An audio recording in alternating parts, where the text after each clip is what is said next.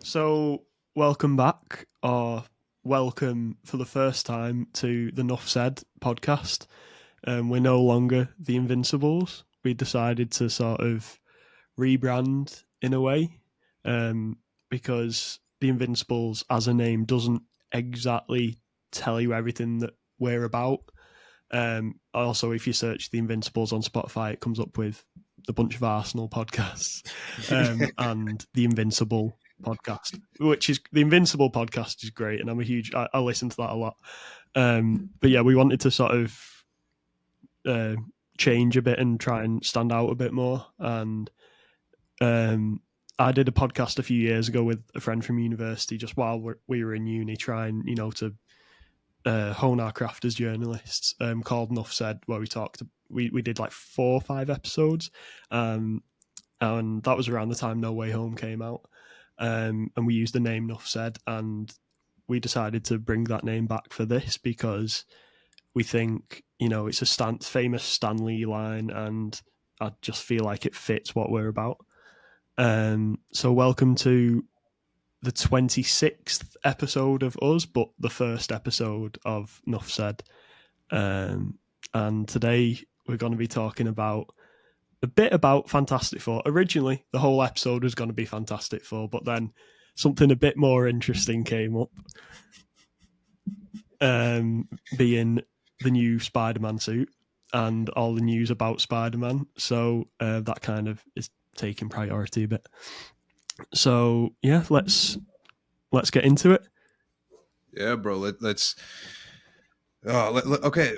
I just want to jump straight into brand new day, but we got to be patient. And I also we got a lot of cool stuff. We're gonna be talking about Fantastic Four in our reviews. And is it better than Superman? And then we'll just go straight into brand new day. Unrelated, I really do think that this year is probably the best year for comic book medium in a long, long, long time. I mean, when you look at Superman, you look at Fantastic Four, you look at even like the motion that the brand new day teaser trailer had yesterday, just showing the outlines of the raised webbing on the suit. Today, Tom Holland actually in it, amassing over 10 million views just like that in less than 24 hours. It is a sign that the comic book medium is alive and well, and the whole comic book movie fatigue is not really a thing. It's just we want to see quality stories. And if that was the case, if there was a superhero fatigue, we wouldn't be seeing motion that we are right now, especially with Spider-Man. Like he really is the king of superheroes. That but It's undisputed. It's undisputed, bro. Like Tom Holland in a half his suit up, it's hundreds of millions of views, like, and rightfully so. But going into Fantastic Four and my review of that, bro, I just want to get straight into the thing that kind of gets my attention the most, which is that third act was glaring. Like when I came out of that movie, I was a little disappointed because I did not think Fantastic Four was a bad movie. I didn't think it was a great movie, though. I thought Thunderbolts was a lot better, and I thought that the reason why Thunderbolts was a lot better was because Thunderbolts had a narrative structure from beginning, middle, end, and it literally wrapped it up in a nice loop. Like when you see, like, I love when movies begin and end in a similar visual metaphor. Like when you look at the Planet of the Apes movies, it started and ended with Caesar's eyes. I loved how in Thunder, like with the camera panning out and zooming in, beginning and end. I really loved in Thunderbolts how it began with Yelena closing her eyes and opening it, jumping off of a building, and ending with her accepting that she's a new Avenger and closing her eyes and taking in the press conference. That's just like a stylistic thing that I really like that Jake Schreier did. But going back to just the quality of why I really thought that Fantastic Four kind of dropped the ball a little bit is because when you look at the beginning first couple of acts of Fantastic Four, it was awesome. It was awesome. Like that first 5 minutes of the Fantastic Four, I had a massive grin on my face. Like the music, the montage, them fighting the Red Ghost, showing the four just kind of like interacting with each other. I thought the first act was phenomenal. I thought the second act was incredible, like especially the interstellar vibes of the movie. I thought it was like a really awesome space opera type of film. But I thought the first act was a fantastic job of getting the vibe of the Fantastic Four and how important they are to this world, and through that metaphor, really how important they are to the Marvel comics universe as a whole. Like, this is a team that can definitely stand with the best of them and protect the world on its own. And they literally show that on Earth 828, just like how on Earth 838 the X-Men are holding it down, and how on Earth 616, or really Earth 1999, the Avengers are holding it down. Like, it really did show Mhm. just how important the Fantastic Four are. And I really love that in the first act. And I can't stop talking about that first act of that 5 minutes with the music playing, and when the thing punched out of the rocket and the music queued up and it just showed the vibe. And that was such an awesome intro. I had such a massive smile on my face. And then the second half, going into space, especially like when the four were saying, hey, we're gonna leave this planet, we're gonna face Galactus, the threat, head on. I thought that was awesome. That second half of Shala Ball chasing them right through the black hole, the solar system chase. She's about to grab Franklin Richards right out from the womb, and then boom, they're out of there. Um, all of that was awesome, but the movie really did fall flat immediately once they got back to Earth for me, because they beat Yeah. Galactus way too easily. And ironically, the one issue I don't have is Sue Storm. Sue Storm is that powerful. Okay, she can pull Galactus, especially with Franklin Richards, being in danger. That's a mother's love, and she's one of the most powerful Marvel superheroes ever. Like, it makes sense for her to do that. That's not my issue. My issue is once Galactus got to Earth, he really wasn't given that force of nature horror Hmm. aspect element to him. Like, he just kind of came and they beat him and off they went. And so I thought the movie kind of, what could have been phenomenal and something more, just was an enjoyable introduction to the four. And I thought for a movie with so much quality in it, especially in the first couple of acts, they really should have finished out that third act, really strong. It was just missing for me. It was just wrapped up. And inverse of Spider-Man Homecoming, the first couple acts are kind of hard to watch, and the third act is phenomenal. This is kind of the opposite of Hmm. that, at least for me. So that's where I thought it kind of fell flat. Yeah, I pretty much agree with that. Like, I feel I feel like all the characters themselves were incredible. Like, Vanessa Kirby was a brilliant Sue Storm because she had so much more depth than any version we've seen before. Um, and I felt like Pedro Pascal showed the like nerdier parts of Reed better than we've ever seen before. Because, but well, one thing I didn't like though is we didn't get to see his stretchy powers enough. But that's that's fine. Um, but I feel like, especially when he's creating that teleportation thing and he has the idea to move the Earth, that shows like his intellect better than any of the other films have shown it. But the highlight for me of the four was Joseph Quinn as Johnny Storm, because I feel like he added a new layer to Johnny Storm that we haven't seen before, but whilst keeping like the cheeky sort of energy. Like, Michael B. Jordan's Johnny Storm is completely forgettable. Even though I love Michael B. Jordan, it's completely forgettable. Chris Evans was great, but what I always sort of had a problem with that is he's meant to be like a scientist and an astronaut, but he's just like a dumb sort of. He's just tagging along because he's Sue's brother in those films a little bit. But in this one, he's justifiably a member of that team without his powers, if you get me, because of how smart he is and the way he like analyzes her language and ends up being able to be fluent in this alien language in like a month. Mhm. Um, I did like. I know you've got a few issues with Ben in the film, but I really liked Eben as Ben. I thought he was great, but I just didn't feel like he had enough to do. Really, I feel like there might have been some cut out, like because he had a bit of a side story going on with that teacher, which I liked, but just feel like there was something there that was maybe cut out of the film for runtime. Um, I feel like could have done with like an extra 10 minutes just to explore that in the movie, because the whole film is, a lot of people have talked about how it's paying homage to Jack Kirby, and I think it does that beautifully. especially with the tiny like cameo of the comic offices in that one scene. I really enjoyed that. And it's well known that Ben is like Jack Kirby put a lot of himself into that character. I just would have liked to have seen that explored a bit more, but that's the small issue. But I do agree that the final act, when Galactus gets to Earth, is when the film gets let down, because everything up to that point is incredible. When they're in space is like just like perfect, like unbelievably good. But I feel like it's not bad. I think when Galactus gets to Earth, it's just because it's not as incredible as the other stuff. It's underwhelming, but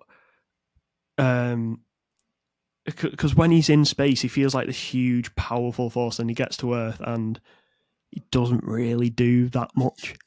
No, he just kicks around a couple of blocks. Like that's Yeah, true. I don't think that. Yeah, the third act I don't think is bad as much as it is severely underwhelming. And because the first two acts were yeah, so fantastic, that third act really just craps the bed. Like it really does. Like I agree. Especially, let's talk about that stretching scene, bro.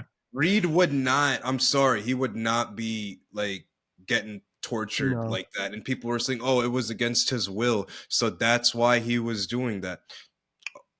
What a cop out. And Rise of the Silver Surfer, and even in the OG Fantastic Four, bro was doing crazy moves, and it looked really great for a yeah, 2005 and a 2007 movie. So to go back to what you were originally saying, that Reed didn't stretch that much, they did emphasize his character, especially from the Jonathan Hickman runs. Fantastic, especially the one scene where he and Sue are mm-hmm. arguing. He's like, I think of the worst things in my head so that nobody gets hurt. And then Sue's like, well, you hurt me. And then it's like, oh man, like Reed is a scientist, but a family man. Like that is who he is. Mm-hmm. That's his defining character trait, you know? And I think that to have that portrayed, especially through his dynamic with the son, holding his son, saying that there's something wrong with me. I'm not going to expect you to be who you are. I'm just going to let you show me who you are, which is a great parenting metaphor. By the way, I loved it. And then to show his intelligence, like him planning, protect, conserving energy on the planet so that they can teleport, and then shifting, saying, well, let's just get Galactus off the ship. Like they showed that, yeah, he truly is a genius that can fit into the MCU in a way that Tony Stark no longer can, because that genius aspect is, traded. Genius playboy to now genius family man. Like, it's been kind of traded, and Mm-hmm. Reed is worthy of that title. But he's Mr. Fantastic for a reason, bro. He can stretch and do crazy things. He can distort his body so he looks really creepy and ugly too. Like he can do a lot of insane. Like there's this one in the comic panel where his nose stretched all the way down, so there was a triangular crevice in between his head, and a laser flew right past, and he was like, haha, missed me. Like Mr. Fantastic can do crazy stuff like that. He can be a tire. He can flatten his body and glide through the air. I just kind of wish they gave Mr. Fantastic a fraction of the action that they gave Elastigirl and The Incredibles 2. That's all. Like come on. Like I don't really understand why Mr. Mm-hmm. Fantastic didn't get that, but I don't think that was a detriment to the character, because they showed that he was clearly important to the movie in other ways as well. Johnny Storm Yeah. was awesome. That whole Shala Ball scene where Johnny Storm was like, "You're about to bring this to my family, bro. You killed all these people. You're gonna bring this here." Like, and I thought that's what the Fantastic Four work fantastic as is. They really are a metaphor of like education with heart. Scientists and science and intellect Yeah. with compassion can push the planet forward in so many different ways that a vigilante just can't. And which would show how the Fantastic Four have the entire planet down on lock and protected, and everything is working smooth in this universe. I loved everything about that, especially Sue. But going to Ben, bro, they didn't have enough. He didn't do anything in this movie, bro. And that clobbering time scene, I'm sorry, it didn't do it for me. When I think of the No, thing, they could have made such a bigger thing out of that, couldn't they? With building it up, and yeah, it just wasn't. The build up wasn't there. It was underwhelming, and okay, I don't really. I know it might be comic book accurate that Eben sounds like normal under the Thing, but when I think of the Thing, I think of Marvel Rivals, the Thing. Like, it's clobbering time. Come over here. We're gonna go, like, with that Brooklyn accent. That's what I think of when I think of the Thing. So while he wasn't bad, he wasn't great either. He was just kind of there, like, and my, like, he was just there. It was cool to see the Rock beard. Okay, that's fine. Yeah, that was Okay, cool. like, fine, but I think that it was just underwhelming, bro. That third act, like, everything in the first act was incredible. Like, the movie opening up with the pregnancy scene, that whole scene of them as a family freaking out happily to discover when they discover that Sue Storm is pregnant. Her Sue telling Johnny, kill her. Like, to Silver Surfer, like, kill her. Like, they are a family. They don't pull any punches. Like, it was awesome. There's so many great character moments. Johnny in the lab, like, just lighting on fire, like, also, can we talk about how Johnny Storm was always ready to murk people for his family? He was wiping out Yes. Galactus's tubes. He was trying to murk Silver Surfer. Bro, he kept saying, let me sacrifice myself. Take me, take me. Tell Uncle Johnny I love him. Marvel is definitely setting us up for future Foundation and, Johnny Storm's eventual death, if that ever happens. Like, the character is definitely in line of being valiant and sacrificing himself. So I think the movie Mhm. for me is kind of like bittersweet because it succeeded in making the Fantastic Four integral to the Marvel universe, and they did a fantastic job with the characters themselves. Like, I don't have a problem with any of their characterizations. These four, they are the Fantastic Four, right? Marvel did a great job with the adaptation of that characterization. But I think the actual third act of that movie is so underwhelming. It's so underwhelming, and I really do think that there needed to be a darker ending. Like, imagine a movie where the Fantastic Four, at the height of their powers, meet Galactus, and then the world that they're trying to save turns against them because they refuse to sacrifice Franklin, and then maybe there's like a scene where Shala Ball is actually going to help the Fantastic Four, but then at the last minute she betrays them and goes back to being Galactus's herald, and Galactus kind of takes over the planet, and the four have to leave and escape Earth. The after escape. Yeah. And and then guess who's pissed that they did that? Victor Von Doom. Because we know that Robert Downey Jr.'s Doom is from Earth 828. So I am assuming that they've got to have some sort of history, or they will have history. But I just thought that the movie just kind of played it safe with the ending. And while I'm happy that this universe Yeah. is still going to be around, especially in Avengers Doomsday, again, it just feels safe. And they're outside of just introducing the four to the MCU. The movie really didn't have a point to it. It didn't really have like a message to it outside of family is important. That third act just really hurts the movie, bro. I don't know. The movie went from like a 10 to like a 7. I'm really not trying to be harsh on the Mhm. movie, but it really is like, it's definitely not Ant-Man, Quantumania, and Thor: Love and Thunder, but it's also not Thunderbolts, and it's also not, like, peak past MCU. Like, it's just, it's there. It's Mhm. there. That third act, those cuts really hurt the movie, man. It's there. That's what I would say about Fantastic It Four. it didn't need to be like under 2 hours. It could have been like 2 hours 10, 2 hour 15. Superhero movies need to go back to that, bro. I only watched this movie Mm. one time. I only saw the Yeah, movie I've only one watched it once. I am gonna rewatch it, but yeah, I've only seen it once so far. What one thing I do like about what they did with Galactus is the way he looked. I thought he looked perfect. Because of the way they shot him. Like, he was in a full costume and they shot him essentially as a miniature, and then obviously blew him up on, like, to make him look huge or whatever. So that was actually him. He wasn't CGI, and I thought that was a really cool way of doing it because it looked really good. time. It's just they beat him too easily. I'm sure Galactus will return, Mm. like, and I'm sure this isn't the last time we've seen Shala Ball, like, like, okay, but I just this is kind of my issue, right? With a lot of the Marvel movies that I'm having is we know the end game already, which is a prime Marvel universe. That's the end game. That's what, as Marvel fans, we're really waiting for, is for the X-Men, the Fantastic Four, the Spider parts of the Marvel universe all together in one cohesive Marvel universe. I mean, that's what Doomsday is going to do, what Secret Wars is theorized supposed to do. That's, and considering how Mhm. there has been a build up of a there has been a lack of a cohesive buildup of a overall narrative in the MCU. It seems like this is what they're going towards: is timeline merging together, prime Marvel universe. Well, if we know that's kind of where they're going to, then every single Marvel movie that's coming out up until then, it needs to kind of stand out and it needs to be kind of something fresh or different. Otherwise, it's going to feel like a workout.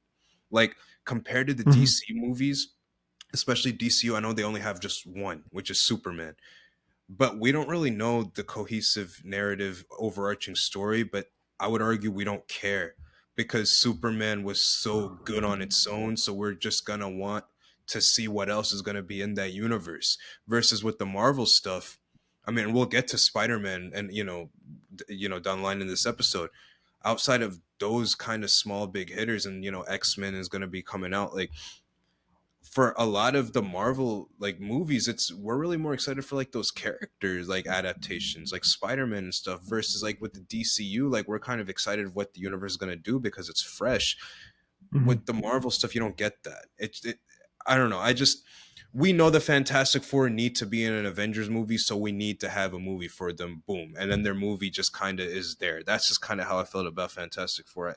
I know I'm really going hard on it. It's not as bad as Fantastic Four, like the Josh Trank one, and but it is a better film than the OG Fantastic Four films, sure, but they had a charm to them that this movie does, but It did.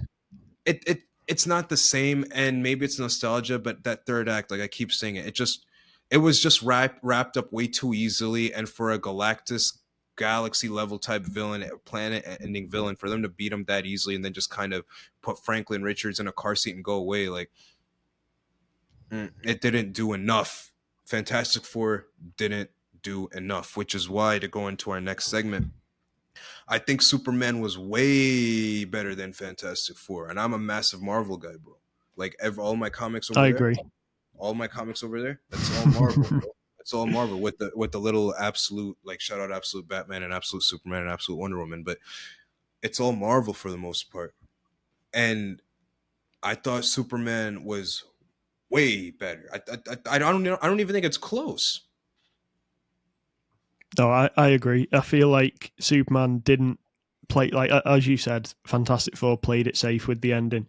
I don't feel like Superman played it safe with anything in that film. Really, it took so many risks, and it was new and it was exciting, and it just worked really well because they took those risks. Um, and yeah, I massively enjoyed Superman like a lot more. Even though I did like Fantastic Four, yeah, it doesn't compare to Superman. It's not even in the same class. Like, I thought, like, Superman, there were scenes in Superman that was making me emotional and making me like tear up. Yeah, And there's three in particular. And there's two times in Fantastic Four where I was getting emotional, and they were both in the real beginning of the movie, and that's what's tough. It was that Reed and Sue, the pregnancy reveal, and it was that yeah. montage, the Fantastic Four montage. So good. Like, I should go back to the theater just to see that.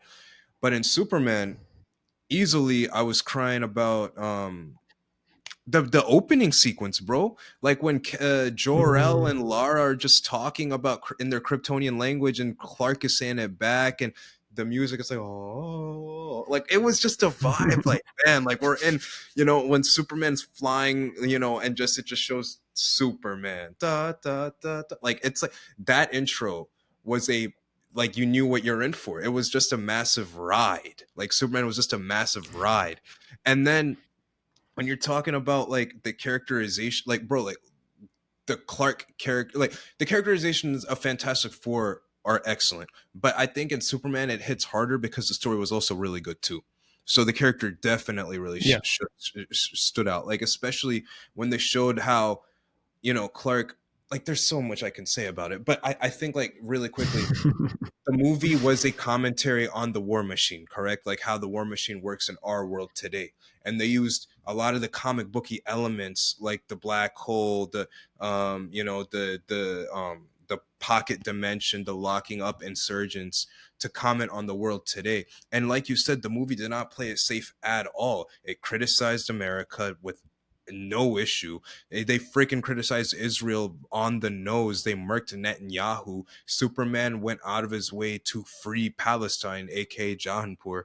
It was on the nose. Lois Lane acting like Piers Morgan. Do you condemn Jahanpur? like you know, like like Lois Lane being a center. Like it.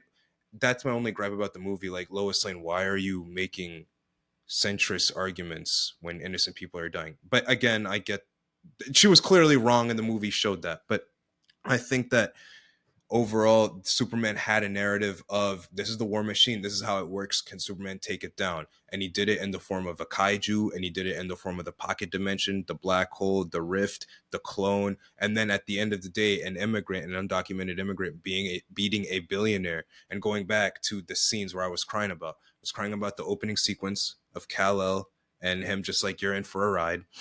I was the Pa Kent scene where Pa Kent's just talking to Clark, and he's like, I'm so proud of you, because we often see heroic symbols and heroes having some tragedy happen to them to be good.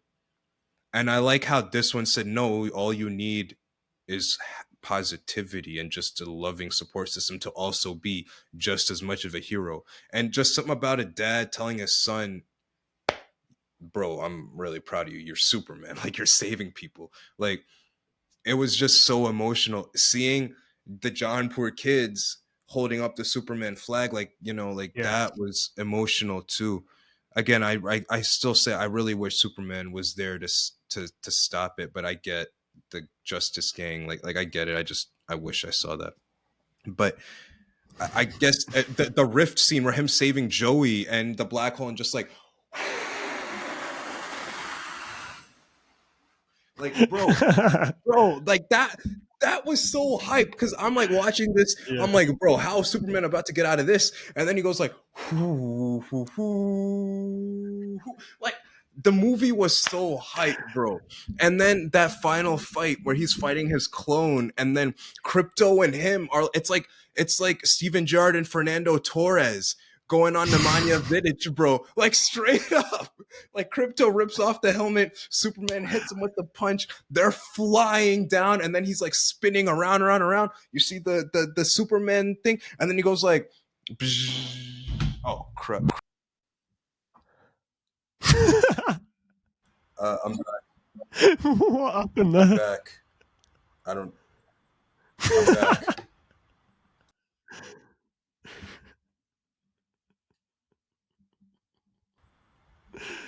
Oh, that's funny. I got a little excited. Sorry, guys. And I think but it's okay. We're gonna keep going. But yeah, no, like, just everything about the. It, You said what? it's gone onto your MacBook, Mike.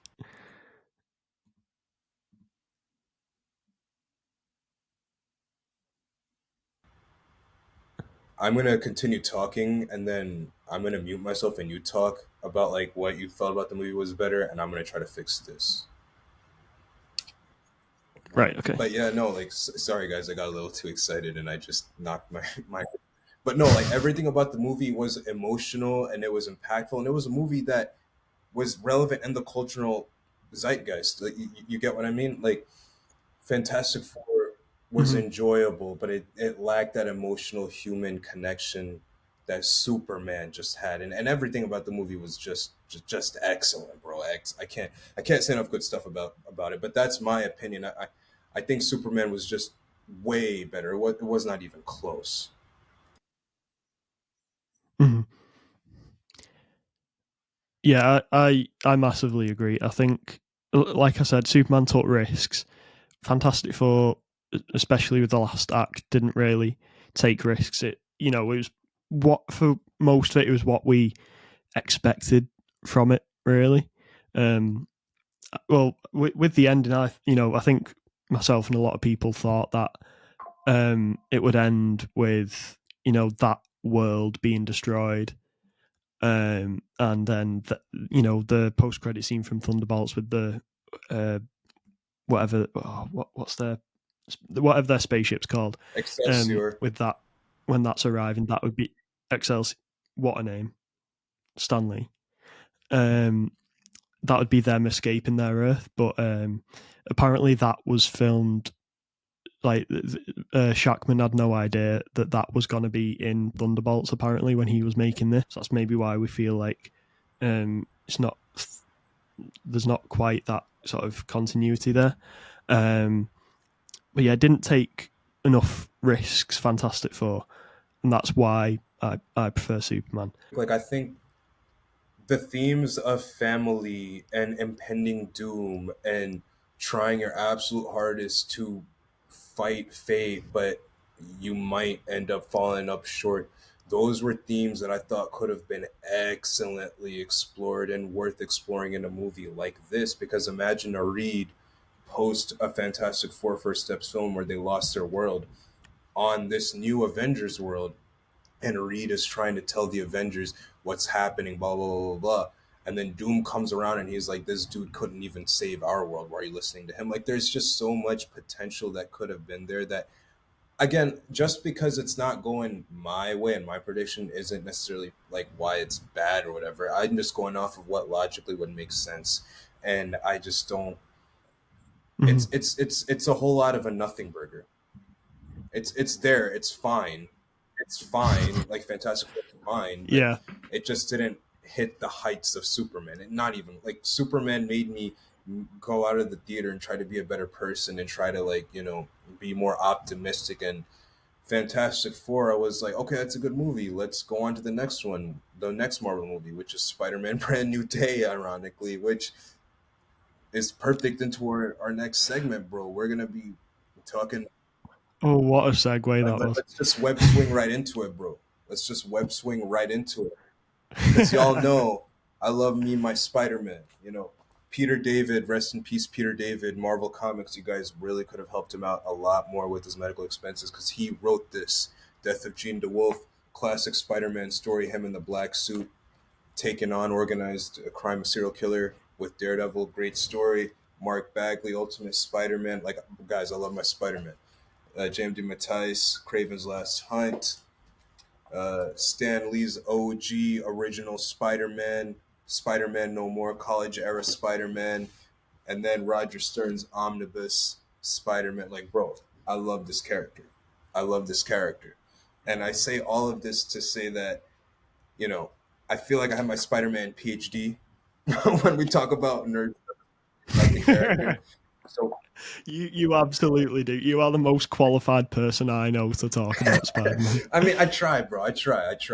But let's just get into it. Spider-Man: Brand New Day. A couple days ago, we got the outline. No, last night we got the outline Yesterday, of the yeah, suit, and then today we got a partial the review. raised webbing. Let's get into it, bro.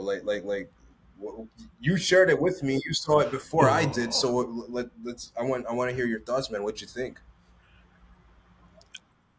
I feel like I don't want to get ahead of myself, but I am. I am going to get ahead of myself.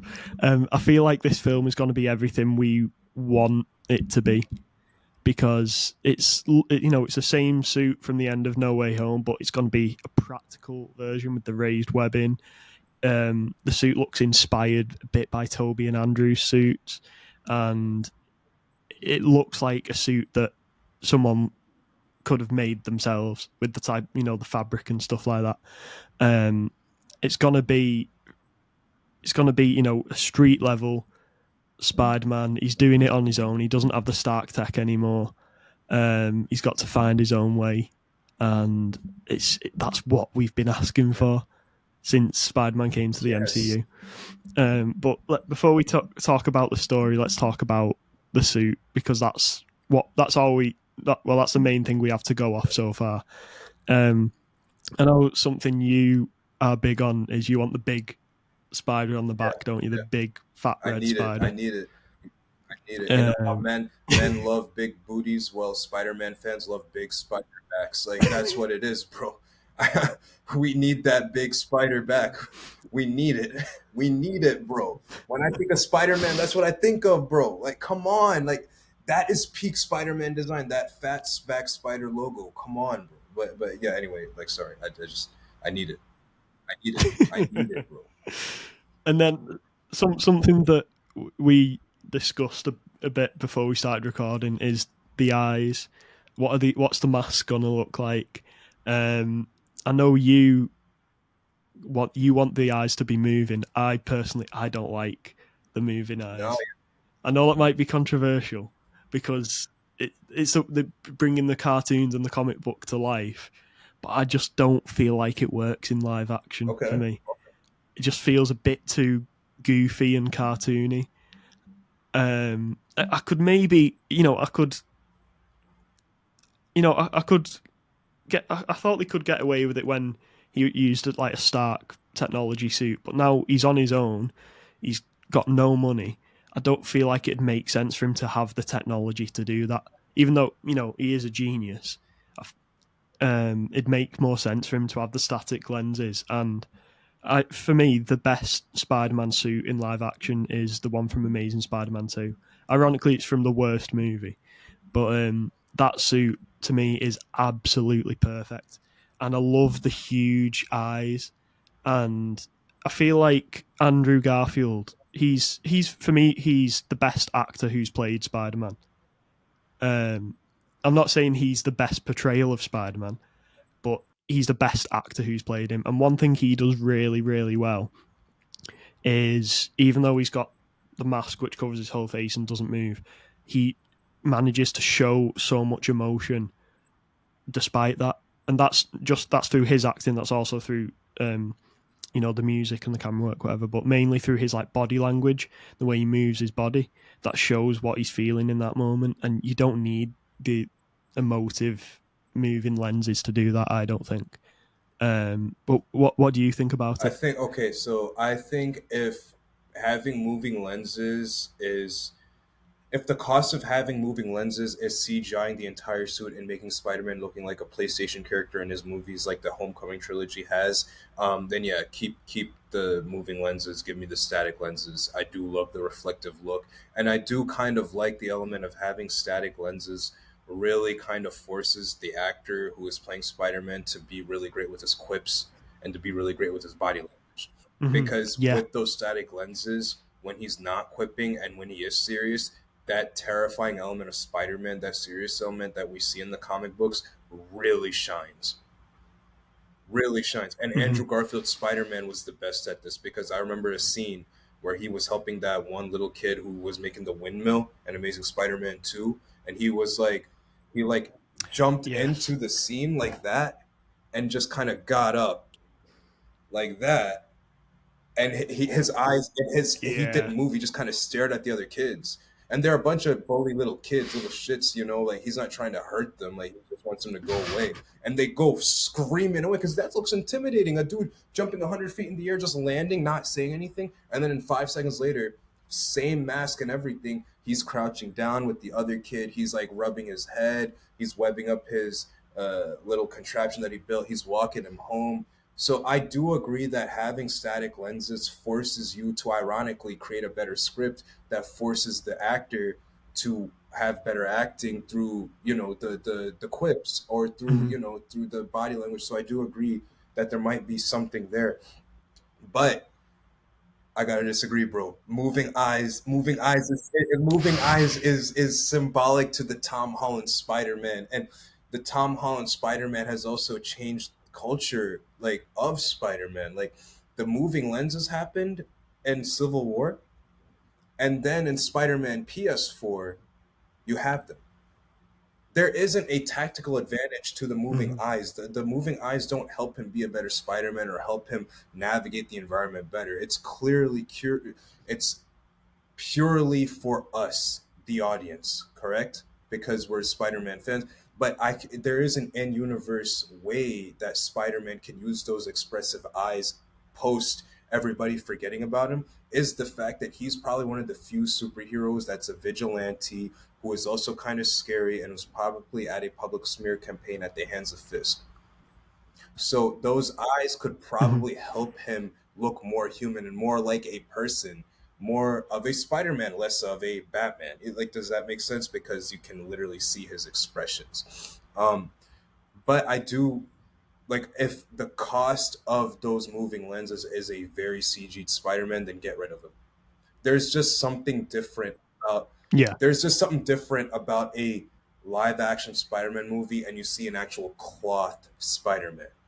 Like you look at this Raimi trilogy and you look at the TASM films and then you look at the Homecoming trilogy, and while the Homecoming trilogy has a much better scripts, the sauce is missing, and a lot of that is due to that overly CG'd Spider-Man. I really hope in Brand New Day they keep that to an absolute minimum, and I hope they do a reflective lenses. Like I think that's something we can both agree on. Is if they, moving lenses or Yeah, not, definitely. make them reflective, bro. Like make them reflective, bro. Like in Amazing Spider-Man 2, at the end, when in the final battle, when he is like walking towards Electro and all the blue sort of energies around him, and it's like slow motion, and you see the reflections in his, like, that's some of the best cinematography in a Spider-Man Mm-hmm. movie. Mm-hmm. I agree. Like it looks incredible, and that's maybe another problem I have with the moving lenses is they, like you said, they look too CGI and they're not really reflective in any way. It might be a problem I have more with the CG suit maybe than the moving lenses. Thinking about it, The um, CG suit in those movies are awful, bro. We got to um, talk about that. The Homecoming yeah, they awful. they don't look real, do they? It's bad. It's bad. Like even when it's the cloth version of those suits, I don't think they look very good. No, they're Um, maybe the No Way Home red and black suit without the gold spider, like maybe, but like, yeah, I agree, bro. The CG on Spider-Man in those movies are dog water. It's bad. It's bad. Like mhm. to you like I can't talk enough about it. But that's my biggest thing is when I saw this Brand New Day suit. I mean, we got cherry red. It's the freaking red on your Liverpool kit. Shout out Liverpool. We love Liverpool. It's the red of Yes. the Liverpool kit with a dark blue, like a Chelsea. Like we hate Chelsea, but like straight up like a Chelsea Boo. navy blue, not like the invincible blue behind you, not like this, but like a deep blue, with the red cherry and with the eyes. I really hope they do Todd McFarlane with expressive lenses, but I don't see that because when I think of Tom Holland Spider Man, you Oh do yeah. think of the classic John Romita Jr. Like that is symbolic to this Spider Man. Are those eyes? Like I don't know if y'all can see that, but that is. I do love the bigger I lenses do. I though. do. Like the bigger lenses are so good. Maybe they keep the bigger lens design for Miles, because his Spider-Man has always had bigger eye lenses, and Mm. maybe they give keep. So I could definitely see them having a realistic John Romita Jr. type of eyes, but reflective shutter, like maybe. Did you see the web shooters? There were big web shooters, like on his, Yeah, big, sort of silvery looking. which if it's more mechanical and more like I gotta put another web cartridge in and it creates like drama, like, oh, I'm all for it. I'm all for that. Like web Yeah. cartridges versus bullet cartridges, Spider-Man versus Punisher. Oh, I can already see the scenes going on, bro. That's gonna be great. um I really hope there's more scenes like there was in Homecoming of him like making his own web fluid and like improving like the recipe and things got like that. Because the tiny bit of that we got in Homecoming, I loved so much because that shows Peter Parker's, because he is in the comics, he is a genius. He's one of the smartest people in the Marvel yes. universe, and that shows that shows that in a really cool way. So I really hope we get scenes like that because he obviously doesn't have Stark anymore. No one knows who he is. He's got no money, so he has to do it all on his own. And I hope we see him like making, maybe seeing like Andrew Garfield where he's making his web shooters and it's all exploding and things like that. I'd love a Yeah, scene like that. no, there's a lot. Okay, also, and I don't think that. Okay, so we're talking about the suit right now. We haven't even talked about the characters and what the story's going to be in tone. Yeah, there's There's so so much, much to but talk just about. going on the suit alone, I think so much of us Spider-Man fans were freaking out about the suit is because there's something just time like Spider-Man has the best suit out of all superheroes. Spider-Man has a better suit design than Superman. He has a better suit design than Batman. He has a better suit design than Iron Man. And then half the other heroes, who they are, carries them way more than their suit. You know what? Yeah, they don't have an iconic Yeah, no. look. Like, Yeah, but the Spider-Man look, bro. Like this suit, bro. That's different. It's just different. It's just yeah. different. Like so that's why it's like we're freaking out is because for the longest time Sony has tried to make their version of Spider-Man in the MCU fit and us to try to acquiesce us to get us to like that version. Now it appears that Daniel Destin Cretton is saying, no, no, no, we're gonna give the Spider-Man that us fans have been waiting for a long time, and that starts with just the small stuff like the suit design. This movie could, Mhm. And we know that if they're getting these things right, if they're taking care with the things like this, that shows that they're going to do a good job with the yeah, rest and of the it. movie could be crap, you know, it could be, or it could be underwhelming, but just it appears that just from how they're advertising the movie and just from how they're holding the aura around the movie, they're taking it very seriously. Like Hmm. just a small outline of the suit, 10 Yeah. million views, just a close up of the suit from the waist up with the logo and without even the mask, 100 million views. Like they are moving. Like you know how Liverpool's moving like a massive club this summer. Spider-Man is moving like a massive brand. They are, and you can't. You Yeah. love to see it, bro. That's just the suit, and I really hope we get the fat spider logo, and we really hope we get those. I want the Todd McFarlane reflective moving lenses. If we're gonna have moving lenses, give me Todd McFarlane. But I think more importantly, my thing is when I watch Spider-Man: Brand New Day, I want it to look real and authentic, kind of like the Sam Raimi movies and the TASM movies. I don't want it Hmm. to look comparable to the Spider-Man PlayStation games. I really, really don't. When I look at the suit, how it looks, for me, it's got to look real. If it looks real Yeah. and it looks crisp and it really does look like a dude in a spandex just with superpowers fighting crime, I'm cool with it. That's all I want. Hmm. That's all I want. But going off of stuff that we want, let's go off of like the reports, especially the characters in here, bro. Like I know you're a big fan of Punisher and Hulk and Scorpion, and you were talking about Sadie Oh, Sink, yeah. and there were a couple stuff like what'd you see, bro? Like there was a lot that we were talking about off. So I can't remember what the actual post said that. Oh, actually, I found the screenshot here. Um, so apparently, Sadie Sink is portraying a completely brand new character named Carly. And the twist is that she is an amalgamation of two characters from the Oh, comics. And I know you heard a rumor that apparently she was like what was it, Harry yeah, Osborn's sister, yeah, something like that. So it could be that she's like an amalgamation of. Could it be? This is throwing it out there. Harry Osborn and MJ. She's sort of a mix of what Peter gets from both of those characters in one. I'm not saying like she's replacing yeah, both of them. Um, but apparently she's like a brilliant forensic scientist who becomes a mysterious ally to Peter. But her impulsive investigative instincts lead her to uncover a shadowy organization. So that sounds a bit like MJ from the Spider-Man games, being like an investigative yeah, journalist. Um, but then at the end, it says her true identity is unveiled in a jaw-dropping reveal at the film's climax. Um, let's just say she has deeply personal motivations for inserting herself into Peter's world so abruptly. That was from someone on Twitter called Divinity Seeker One. I don't know how reliable that is, but with other reports saying like she might be Harry Osborn's sister, I think we can maybe read into that a bit. I Sadie Sink. Okay, well, let me ask you this: Do you think she's going to be a major part of the film? Like, without Sadie Sink, does Spider-Man Brand New Day exist?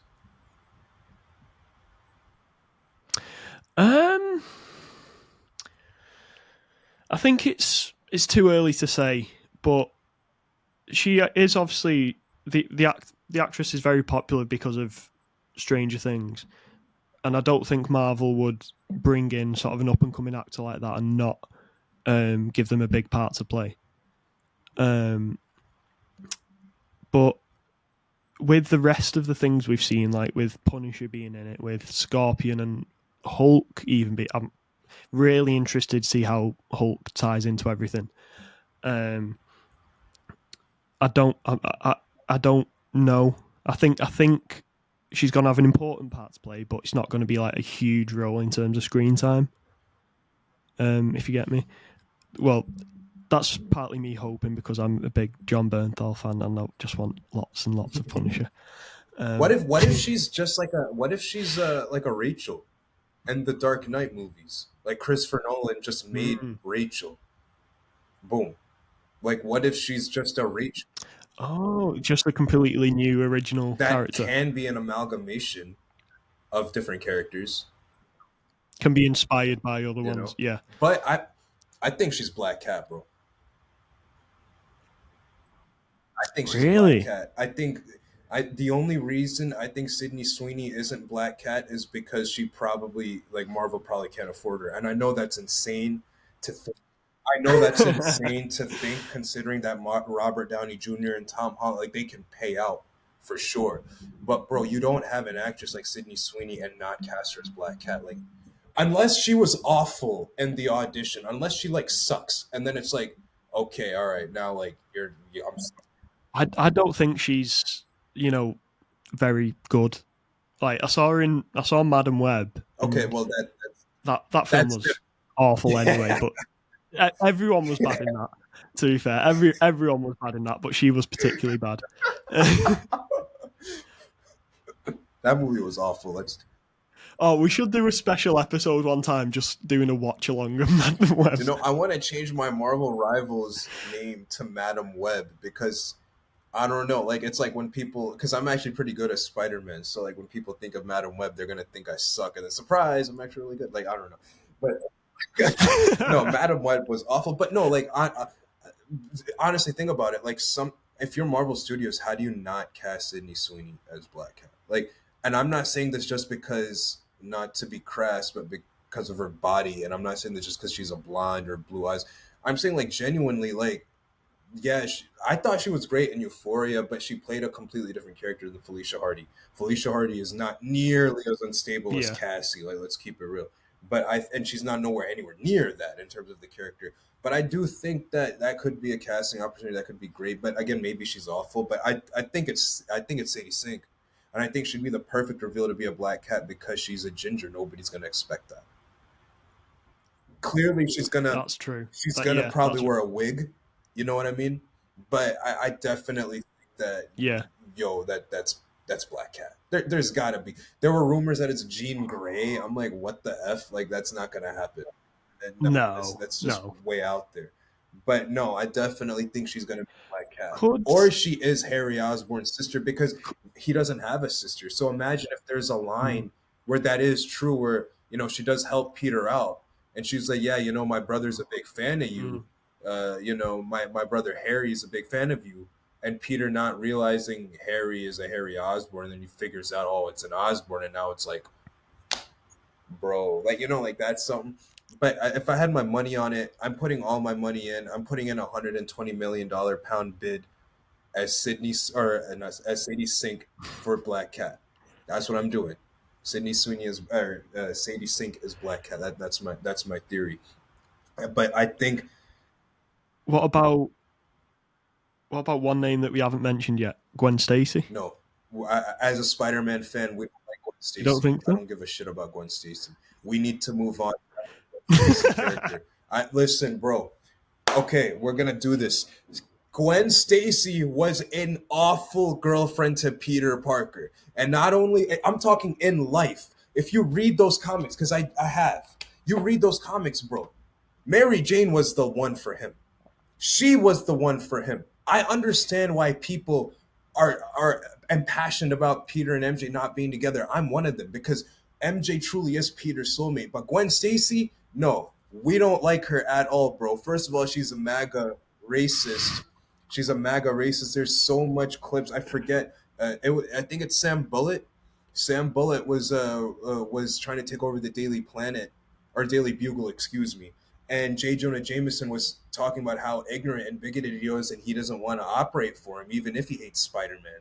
Gwen Stacy still went behind their back to give information to Sam Bullitt because she would believe that Spider-Man was responsible for the death of her father. And she has many panels talking about how New York needs policing, how New York needs people to watch them. There's so many criminals, and it's so racially coded because she's always looking at a group of black and brown characters while she's talking about it in these panels.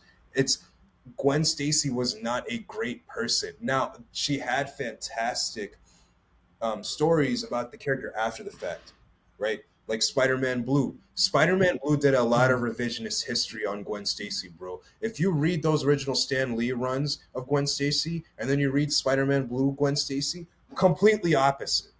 Completely opposite. So when people think of Gwen Stacy, they think of the characterization that was in Spider-Man Blue by Jeff Loeb. You get me? Mhm. That is revisionist history. That is not who she was in real life, bro. Gwen Stacy was not. Anytime Peter was late to anything, like at least Betty Brant and MJ were, accepting that even Parker would be or Peter would be kind of late all the time, and even though it was annoying, they would be cool with it. Like Gwen Stacy getting mad all the time. Oh, Peter. Oh my God, maybe you're not the one for me. Oh, I need to go to a police Blue Lives Matter rally, Peter. Like Gwen Stacy was awful. She was awful, dog. She was a terrible girlfriend for Spider-Man. And I have a hot take. If Gwen Stacy lived, she would have lived to become a villain for Spider-Man. I'm telling you that right now, bro. I truly believe if Gwen Stacy survived that Green Goblin thing, she would have ended up being a villain anyway. They would have broken up. There would have been a hard emotions like against each other. Gwen Stacy awful. So no, I don't want to see Gwen Stacy. The only time I want to see Gwen Stacy is that TASM 2 scene because I don't want to get our channel. That's the only time she was awful. We don't like Gwen Stacy, bro. I have to. I know I'm just talking right now, but I'm actually gonna do my research and actually I'm gonna send you the clips of what I'm talking about, like why we hate Gwen Stacy, those comic book panels, so that the audience knows what I'm talking about, where I'm not just going on a weird rampage right now. Gwen Stacy, I will do you the research, guys, and I will show you the pages. I will go through it and I will show you. Gwen Stacy was a terrible girlfriend. Betty was better. MJ was better. Go to the Ultimate Universe. Kitty Pryde was better. Bro, I can say so many people who are way better. Captain Marvel was better. I mean, I can say so much. But Gwen Stacy is not it. I will even say the romance. Actually, no, I'm not going to say that. The romance between Sydney and Peter, Cindy and Peter, the Silk by Dan Slott. That was So weird. yeah. Maybe that's the worst romance. But no, Gwen and MJ. Gwen needed to go. Either it's a breakup or a neck up. But she had to go. She had to go. She had to go, bro. I'm sorry. She had to go. So we don't like it. So no, I'm sorry. I went on a Gwen Stacy rampage. But no, Well, I think that's definitely the next TikTok bro. clip. No, listen. The only TikTok clip I need is of that TASM 2 clock tower scene. That's the only TikTok clip that I need. Bro, I hate Gwen Stacy. Worst. And that's why I love Ultimate Spider-Man, Jonathan Hickman, because they're accurately showing just how much of a massive biatch Gwen is. But I don't want to ruin that for the readers in case they're not hip to what's going on right now. But no, Gwen Stacy, we don't like her. We don't like her at all. Like Gwen Stacy out. Like, Rogers out. Like, Brendan Rogers out. Like, bro, Gwen Stacy out, bro. Like, we don't want her here. But anyway, I don't want to keep going on a Gwen Stacy rampage. That's a character I don't want to see. Let's talk about a character you do want to see, bro. I know you've been big on the Punisher, dog, like, and me too. But Yeah. you love this character, bro. Like, let's talk about it. First of all, do you think these characters they've been confirmed Punisher, Hulk, they're gonna be in the movie, and that they're supposed to be a true big bad behind the scenes, who we probably know is probably Mr. Negative? But one, how do you think the Punisher is going to be Mhm. portrayed? How do you think the Hulk's going to be portrayed in terms of characterization and violence? Because it's a Spider-Man movie. And two, how do they fit into the story? Mhm. I think the Punisher stuff is sort of going to tie it into Daredevil Born Again with the sort of vigilantes being outlawed in New York by Fisk as mayor, and we might even see sort of a little hint at what will happen in the Punisher special presentation or whatever they're calling it. Um, I think you're right about Mr. Negative because I saw a clip today from the set in Glasgow. And did you see it of like the huge tank like driving down Yeah, the street? it is. If you look closely, there's a sort of symbol on the side which maybe looks a bit like a demon. So maybe Mr. Negative is the big bad. Which if you've played the game, the PS4 game, that's gonna be Yes, great. Um, I'd be cool if they got the same actor because we saw him in Mission Impossible recently. Like he does more than just I video saw games. saw a rumor that it Um, was going to be Steven Yeun, but Steven Yeun he's linked with everything. So like I don't like. I'd love that because he was great as Glenn, and Yeah, he's of my guy. course, of course, yeah, man. Yeah, um, but yeah, I think it would be so cool to see the dynamic between Punisher and Spider-Man on screen, and I really hope we see that iconic image from the comics of when Spider-Man's beaten up and injured, and Punisher's like carrying him. Um, like there's been fan art for years of John Bernthal carrying Tom Holland's Punisher like that in that way. I just hope we finally see that in live action. And yeah, I do love Punisher a lot as a character because um, part of it is because I'm a huge fan of John Bernthal and he's just yeah, cool. yeah. That's fair. Um, but also the the Punisher Netflix show. I didn't think season 2 was that great, but season 1 is so good, and the way he's depicted in Daredevil is like so good, and especially what they've done with Born Again with the policemen who look up to him and think they're doing what he does, and then he's like, no, you're standing for everything that I don't stand for. You completely got the message wrong, then he just fucks them all up. Um, so yeah, and you know that John Bernthal and Tom Holland have got good chemistry because they've worked together multiple times before, um, and I just can't wait to see that dynamic on screen. But Hulk, I don't know where he's gonna fit in. I'm a bit sort of, I've got a bit of what's the word? I'm a bit apprehensive about it, um, because I don't see really where Hulk can fit into the story. I can see where, if there's a lot of sciencey stuff going on with Sadie Sink's character, maybe where Bruce Banner could fit into the story. But I don't really know where Hulk can fit into it because, like he said in Avengers 1, he doesn't like going to New York because of that time that he broke Harlem.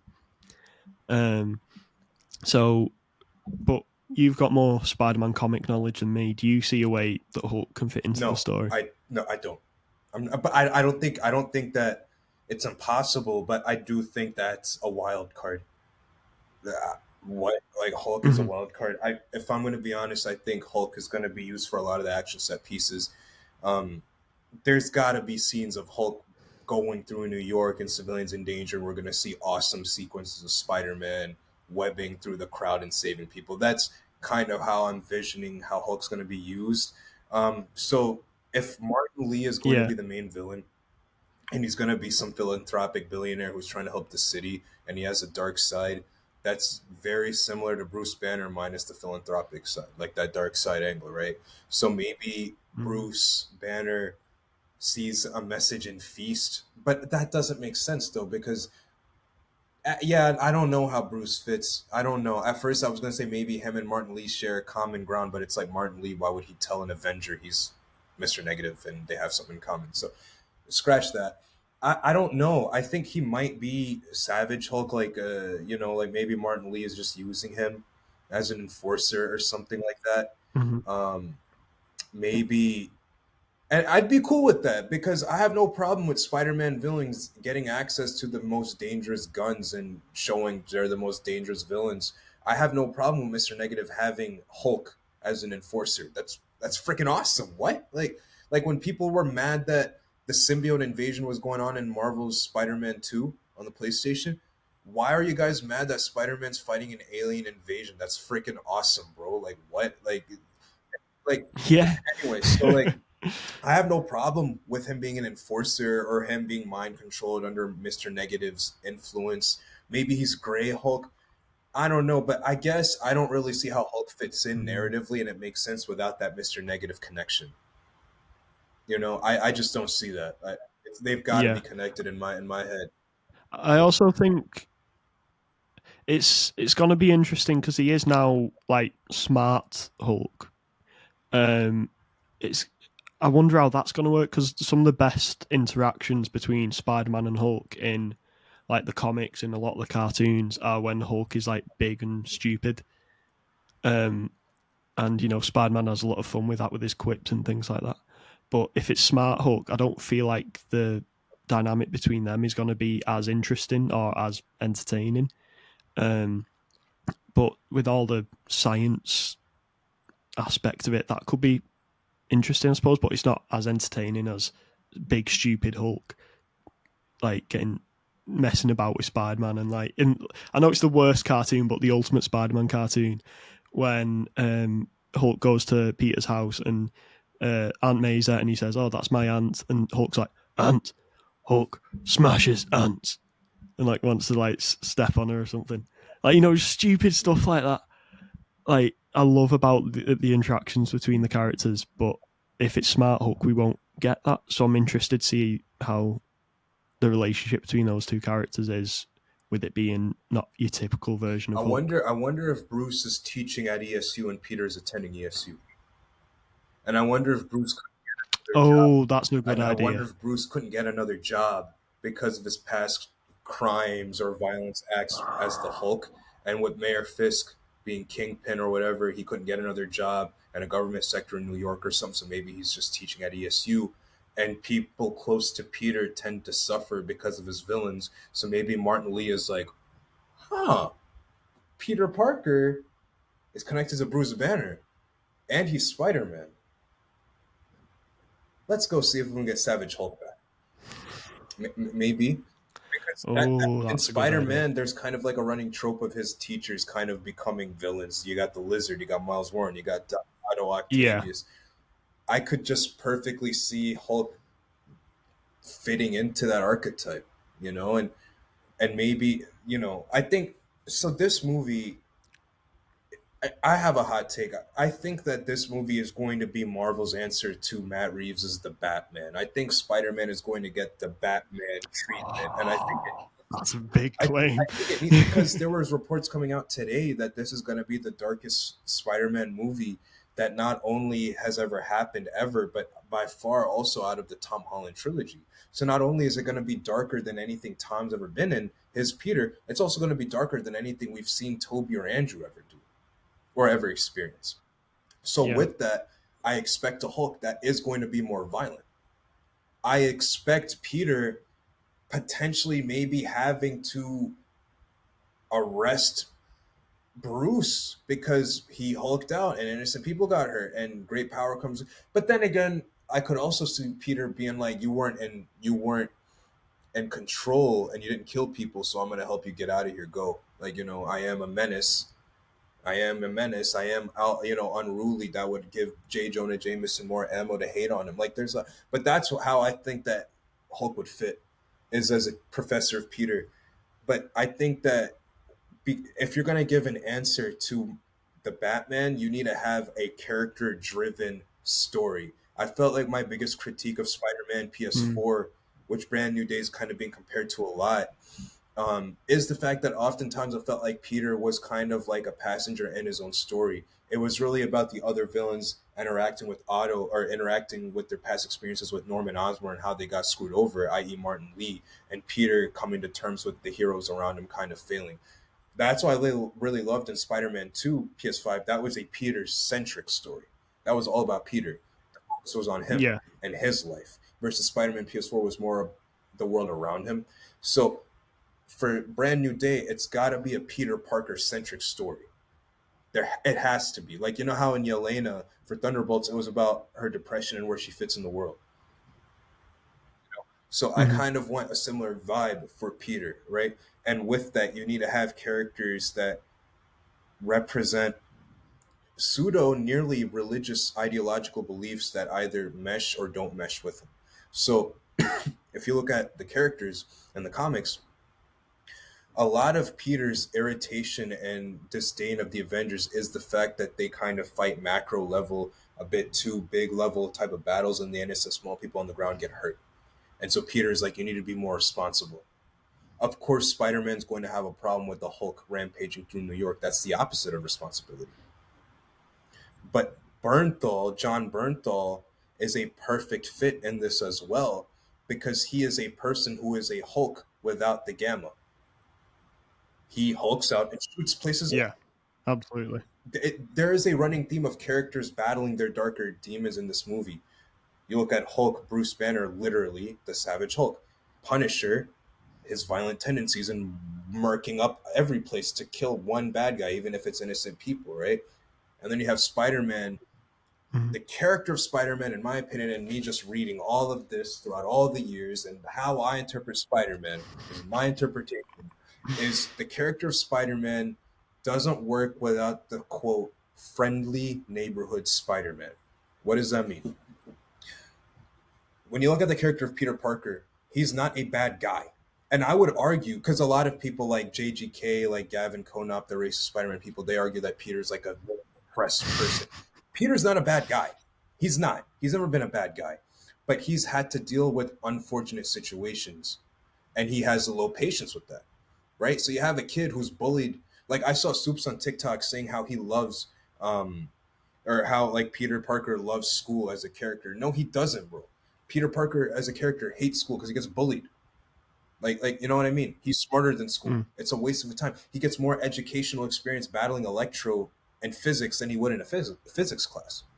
You get me? Like he's better than school. Yeah. So that's He's too smart for right. school. But I think like with Brand New Day and going back to like what I was talking about, the friendly neighborhood Spider-Man character works is because Peter always believed that his life sucked, but the one aspect of his life where he truly had love and he truly loved it and he had no complaints was the home, was Uncle Ben, was Aunt May.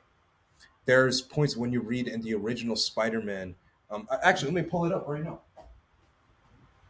guys. Like, like there is like in the Marvel Masterworks edition.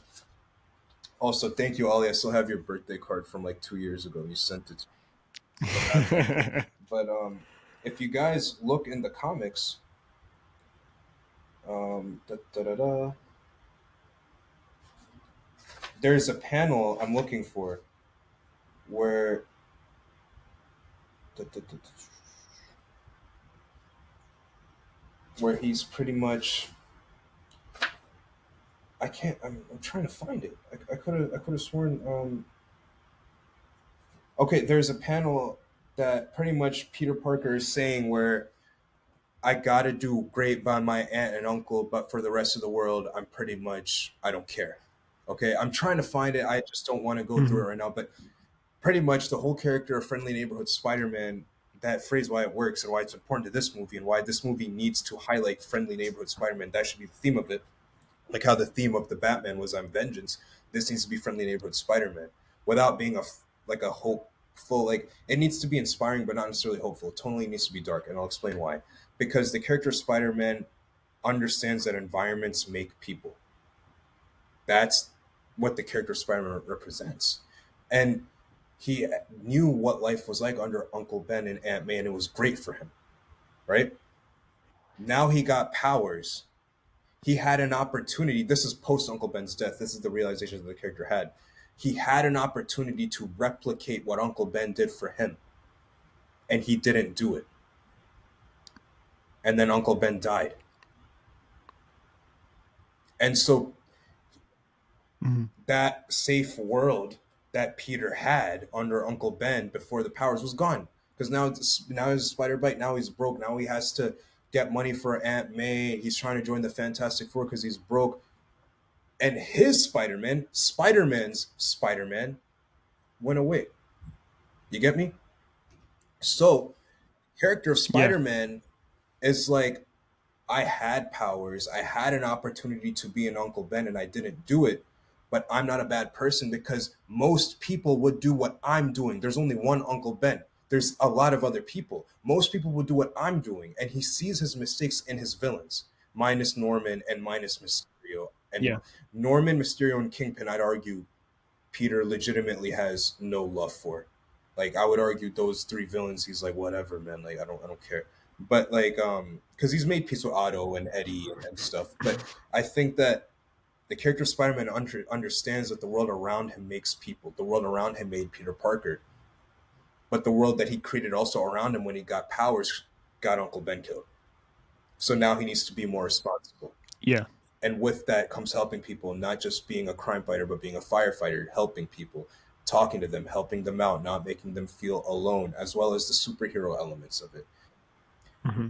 And in order to be a good Spider-Man, you need to create a positive environment where people aren't getting hurt, like Uncle Ben and Peter, thus friendly neighborhood Spider-Man. Does that make sense? So Peter's Yeah. Yeah. motivation to protect the city has to almost be almost religious. It has to be almost like zealous to an extent. Like Peter has to love New York. So of course he's going to hate the destruction that Punisher is bringing, that Hulk might bring, and that Mr. Negative is exacerbating. You know, I want to see a Peter that hates what Frank is doing because with Frank Castle's logic, people like Spider-Man and Peter can never exist because he's just killing them and they don't deserve redemption. Peter sees a lot of his Yeah. mistakes in Electro. He sees a lot of his mistakes in Dr. Connors. He sees a lot of his mistakes in Otto. He sees a lot of his mistakes in all these people, and they deserve a second. That's why he's such a good character, because there's a part of him in all of his And villains. he wants a redemption for them, like how Uncle Ben's passing was a spiritual redemption for him without them actually getting hurt in the process Hmm. of it. That's the character of Spider-Man, essentially to be better. People say, what would Yeah. Superman And like with No Way Home, when they saved everyone, rather, Doctor Strange wanted to kill him, they were like, no, we've got to save all of exactly them. like? And it's born from that realization at a very young age of that environment of that friendly neighborhood Spider-Man. You don't get Spider-Man without that friendly neighborhood. Like if I was to ever write a Spider-Man comic, it would be Yeah. labeled friendly neighborhood Spider-Man. Like Spider-Man without the community is like Liverpool without the fans. Like you need it one and the same. Like you know what I mean? So it's like, Hmm. and I really hope Yeah. there's scenes of him like helping civilians like in the Raimi films. But I think, yeah, like when you have a character like that who's so religious in how he believes people should be saved, people say, oh, if Superman was realistic, he'd be Henry Cavill. No, if Superman was realistic, he would be Spider-Man. That's what it is. The character of always the right Yeah. thing but realistic, that's New York City. That's Peter Parker's life. That's Spider-Man. A realistic Superman is Spider-Man. So that's how he needs to move in the movie. He needs to be incredible. He needs to have incredible web swinging sequences. He needs to have camera work, incredible action like the Shang-Chi choreography. He needs to make us feel inspired. I want him to do mighty things as Spider-Man so that when his life sucks as Peter Parker, it offsets. It's a balance. It's like, yeah, I'm broke and I can't afford food, but I Yeah. also lifted a freaking building and saved people. Like, I want there to be that kind of dichotomy. You need it. You need that, bro. Um, Sorry, I tend to ramble. I can go on about this forever. But last thing Oh, I'll say real quick about how the um, characters operate, it needs to be an ideological battle. That's the movie needs to be. It needs to be an ideological yeah, clash between absolutely. Martin Lee and Peter Parker. Without that, it's going to fall flat. Yeah, I agree. Um, I can't wait. It's mad to think that that's the next MCU movie that's coming out is Spider-Man. And Like, it feels like just yesterday we were in the hype for No Way Home, and now it's another Spider-Man movie. it, It's a good time to be a Spider-Man this fan. movie has to be perfect, bro. Because like even Kevin Feige himself said Mm. this now. This is the first time we're going to see a proper Spider-Man movie. I think it's crazy that we've had to have 6 movies. We're counting Civil War, the Avengers Counting films, his and appearances then in other to ones. get a Yeah. final accurate Spider-Man film. I mean, that's tough. That's really tough. And I'm not trying to hate on the Yeah. Homecoming films, but I do think to an extent the Spider-Man character has been sanitized to be like a wimpy nice guy. And I want Tom Holland, Yeah. like you get what I'm saying? Yeah. Because like the first two, well, especially in certain parts of Far From Home, it feels a bit like Disney Channel Spider-Man, if you get me. Yes. Like he's not. He needs to have an angst. Like I want Peter Parker to make fun of Frank Castle's losses. Like, can you imagine Peter? Like, oh, my family got killed, and Peter's like, oh wow, you and everybody else. Like, you know what I mean? Like something like that. Like I want Peter to be flippant. I Yeah, don't yeah, want him to be like, hey, Mister. Like I want his quips to be funny. Like I don't want his quips to just be annoying. Like you get what I'm saying? Like you can have it both. Like there's a like in the comics, there was a scene Marco Cicchetto illustrated it where Peter sees Frank Castle with like a girlfriend years after the loss of his family, and the first thing Spider-Man says to him is like, "Oh, dating again, I see." Like those type of quips. You know what I mean? Like funny stuff, or like if Peter, like if he's like shooting at him, like if Punisher's shooting at him and Peter just keep missing, like imagine if Spider-Man says something like, yo, a couple of school shootings could really have used you, let me tell you, because he keeps missing. You know what I mean? Like stuff like bro, like but that is, I know that sounds dark and that's like kind of Deadpool-y, but that is 90s Spider-Man. That's um, Spider-Man the animated series. Like bro, if you play Marvel rival yeah, Spider-Man, he's don't mess with the amazing Spider-Man. Like the character is so kiddied down and so sanitized. And Peter is a kind, nice yeah, heart, a person, kind-hearted person with very bad patience, which comes with the flippant quips. That's where it's born from. He's a good person with not a lot of patience for BS. So that's why it's talking yeah. crazy. Because the mask allows him to. It's like social media. You have a burner phone, you can tweet crazy. That so go like I want That's why it should be a static lenses. That's why it should be static if lenses. static lenses forces better dialogue and a better script, like I said earlier, I'm all for it. Let's just see. You know what I mean? Like Yeah, there's so much that they can do, but I think tonally this film's got to be like the Batman. It has to be dark. People have to die. It has to be really tough for Peter, but it has to be a Peter Parker centric story. I don't want Peter to kind of be just a bystander in his own movie where he's just kind of experiencing events. I want Peter Parker to drive the story. That needs to happen, and there has to be yeah, awesome web swinging sequences, bro. And the I want there to be iconic spider sense sequences. I want there to be excellent music, like Michael Giacchino, like Return. Like there's just so much. Like hmm, this movie, bro. This movie has to be perfect. There can't be excuses. There can't be whataboutisms. This has to be 10 out of 10. This has to be perfect. And I want to see Tom Holland in the suit and with the mask on more than with it off, which would force the scenes of him outside of the suit to be yeah, that much better. It can work if you have the work ethic and the talent. It can happen. yeah. I think it's really. I think we're really going to see Tom Holland act more than he has in the other Spider-Man films. Like he's been good, but well, No Way Home, he was very good. But we're going to have to see him physically act a lot more. Um, if he, if he's in the suit most of the time and he's got the static lenses, he's going to have to channel that Andrew Garfield and with the body language, like you said. Um, and I've always thought Tom Holland was decent. I thought he was, pretty good actor.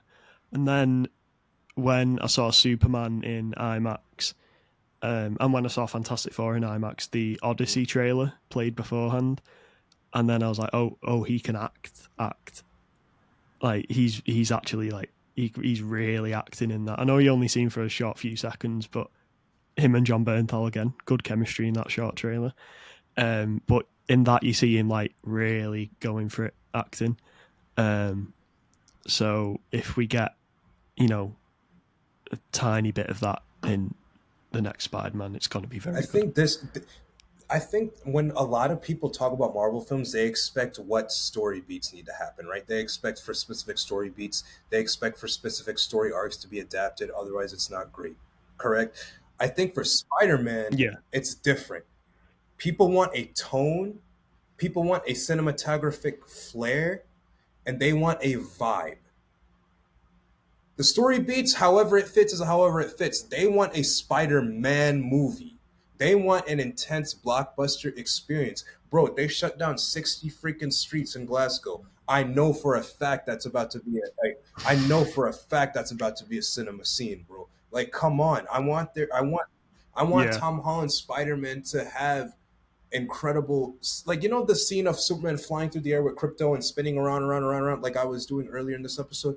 I want there to be some crazy Spider-Man action sequences that make us go, what the hell? Like, it's yeah. I could care less about which character appears. I just want this to be a fantastic Spider-Man experience. And I feel like as fans, we need to go back to saying, I just want a movie to be good. And I feel like that's the expectation for Brand New Day. And I think it's going to be good. And I think it's going to break all the Yeah, box office records. I think Brand New Day is bigger than the Doomsday and Secret Wars, honestly. I'm more excited for it than I am for that because, as we've mentioned, it's a bit of a. I wouldn't say it's a mess, but it's not exactly been as strong a build up, as well. The build up to the other Avengers films was like incredible, so nothing would match that. But the build up's not been very strong. That's because they've had a lot of problems on the way, but the hype isn't really there. But no matter what, there's always hype for a He's Spider-Man movie. timeless, bro.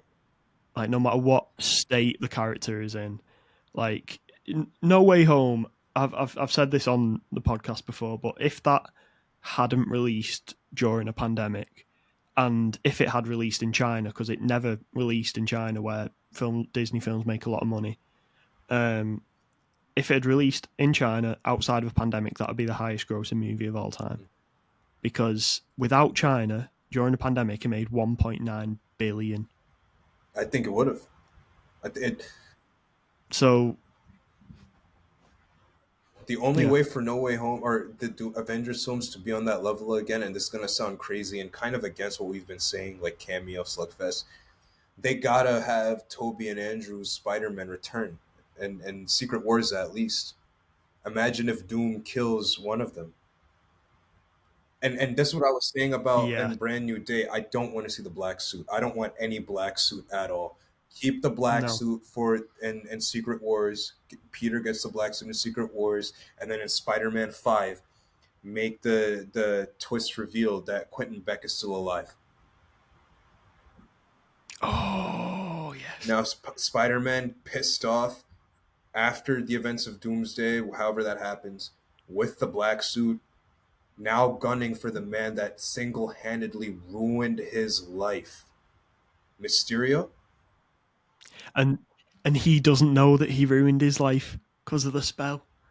So Mysterio's freaking out. He's like, bro, what the hell did I do to Spider Man? Yeah, What did I do? Spider Man's tearing through his.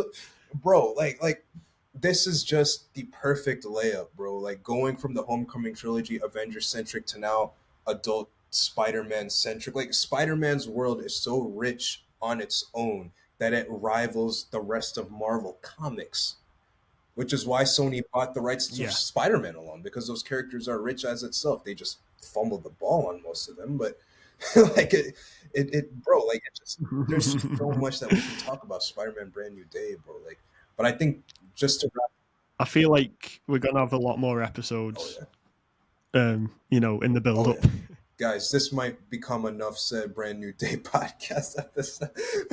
Yeah. Like we just I'm looking at the timestamp now. We did half an hour or just under half an hour reviewing Fantastic Four. That's off a whole 2 hour movie that we've seen in the cinemas. We did half an hour on.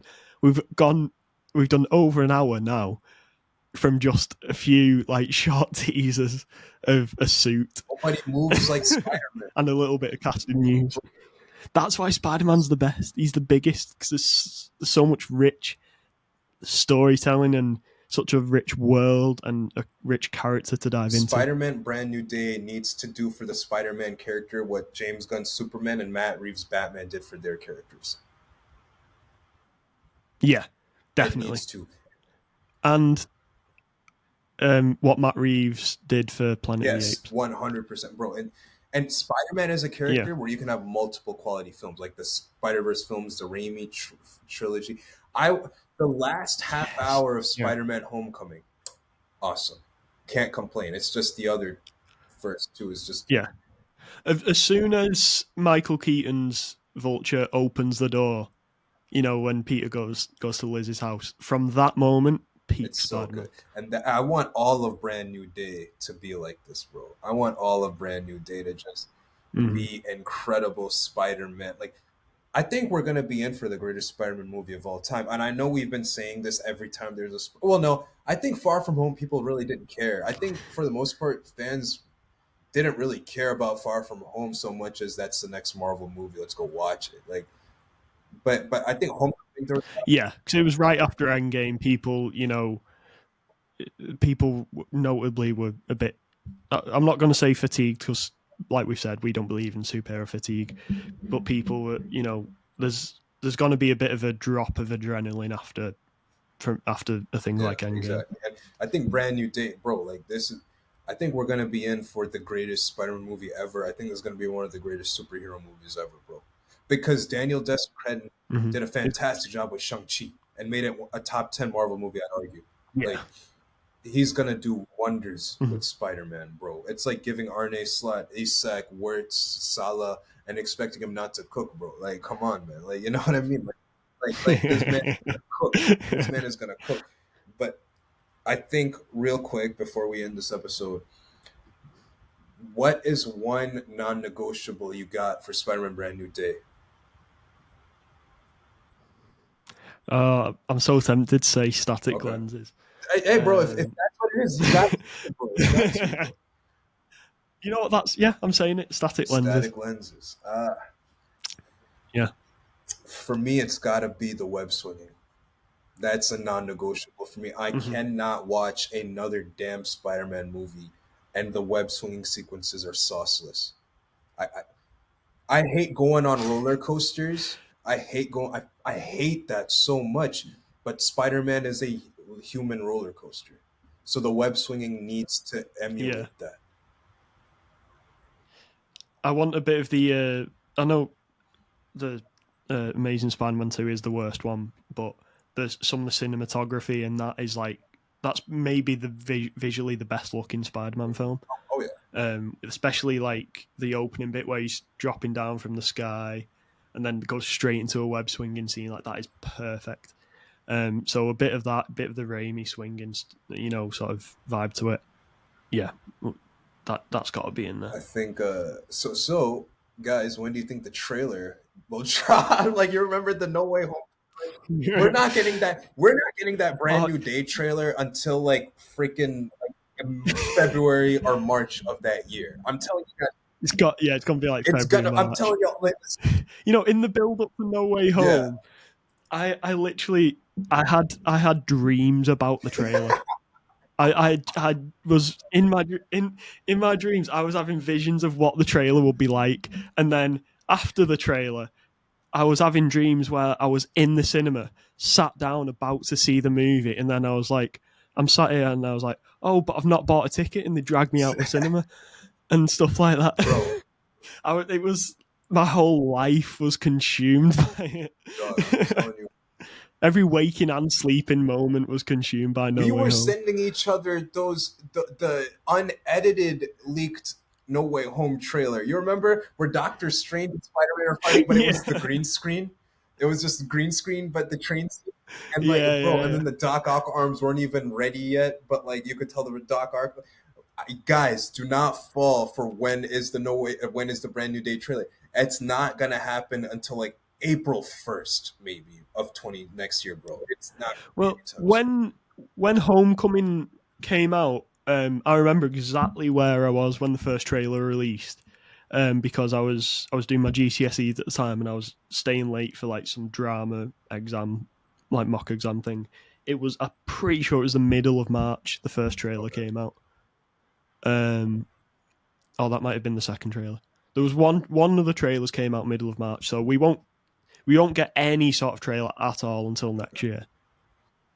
So we've got to hold our horses a bit. I just want tonally, bro. It's gotta be dark and intense and mature. Like it's gotta feel more like Dune and the Batman and less like Guardians of the Galaxy and Iron Man 3. Like if that makes sense. Yeah, man. I think that's a pod. I think, bro, guys, we have gone way over time, but we can talk about Spider-Man. I feel like we're gonna be talking about. That's what happens when we talk about. I think we're gonna be doing this pretty frequently. We're gonna be talking about Spider-Man and what's going on in DC, bro. But also James Gunn, do not try to big bro Spider-Man. Move the Supergirl release date. Move it. I love DC. We're talking. Yeah, it's set to come out like a month before, is it? Move it to earlier. Trust me. You don't. When Spider-Man hops on, bro, it's over. You guys aren't making money. Like it's over. It's a wrap. Like move the movie, bro. Because I want Supergirl to do well, but you're just not beating Spider-Man. It's not happening. The only movie franchise that could move like Spider-Man is maybe Avatar. Maybe. I'd argue maybe Star Wars as well. Even with the current state of Star Wars, still makes bank at the box office. I think Star Wars is the Manchester United of fan like franchises. I think it's dead. Bro, I think it's dead. Maybe we can talk about that next time, guys, if you guys want us to. But like I just think it's dead, bro.